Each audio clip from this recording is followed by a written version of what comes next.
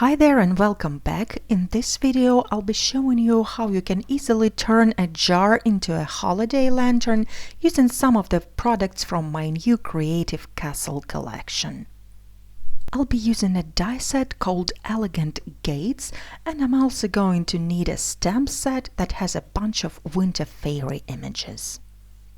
Of course, I'm also going to need a jar. You can use any jar, you don't need any more, or it can be a cylinder-shaped glass too. Here I have a piece of vellum that I trimmed down to be just slightly taller than my jar, and this way it's gonna be hidden completely. I will also be using a piece of cardstock that is exactly the same size as my vellum. Now let's do some heat embossing. I'm treating the entire surface of the vellum with the anti-static powder tool. Then I'm stamping the walking fairy image with the Versamark ink, and then I'm going to apply some black embossing powder. Since this lantern has a glass jar inside, it can be used both with the electric-driven tea light and with a real candle. If you are planning to use a real candle, then go with a permanent black ink instead of the embossing powder. The flame can warm up the jar just a tiny bit, but that will be enough to melt the powder. I am now heat setting the powder, and then I'm going to add a few snowflakes from the same set. There is also a holly leaf corner stamp in this set that I'm going to clip apart to create two separate holly garlands. I have stamped them along the bottom of my composition to kind of ground up my fairy, and then I'm going to use the green marker to color in the leaves. Then I'm also going to use both red and green markers to color in the fairy's dress. I'm not going for any shadings or any advanced techniques. I'm simply filling in the areas with one solid color. To color her skin, I'm using Tattered Rose Distress Marker. And this is what the finished colored image looks like. Now I have to wrap the vellum around the jar and stick it down. Here comes a little problem though. The tape adhesive is really convenient and it grabs instantly, but it tends to come off over time sometimes, especially when you are using it with non-porous materials like vellum. The liquid glue is really strong though, but it takes a bit longer to dry and you will have to hold down the paper all this time. The solution to this problem is really simple. You just have to use both.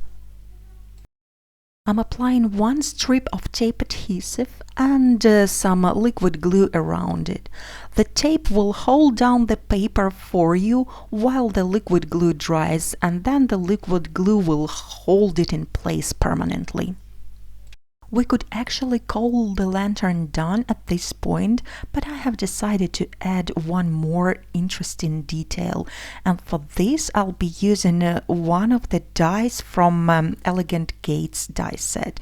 There are two gates included, the smaller one and the big one. I'll be going with the big one this time.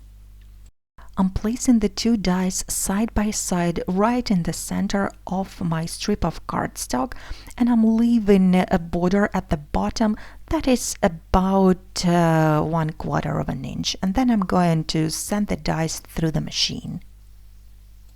This is going to create the very intricate gates that are opening in the center and are attached at both sides.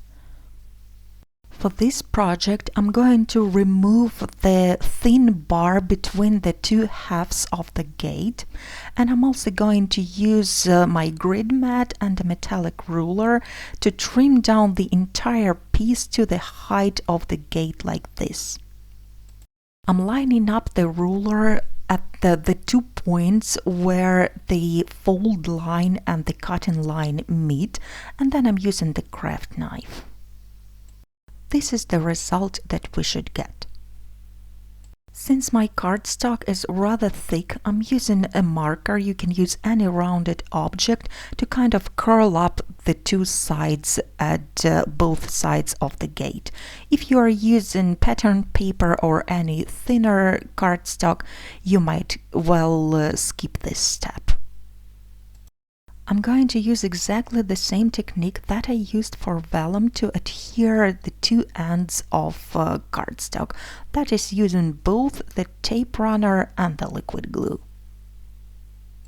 Now I'm putting this entire piece over the jar that is already covered with the vellum. You can leave the gates completely open like this, or you can leave them just slightly open. For this we are applying just a tiny bit more glue and I'm attaching them onto the vellum as well. Our lantern is completely finished now. All we have to do is to place a tea light inside. As I mentioned before, since we have glass between the paper and the flame, you can also use the real candle. I really hope you enjoyed today's tutorial. Thank you so much for watching. I'll be publishing more videos featuring the new products, so stay tuned for those. Bye bye!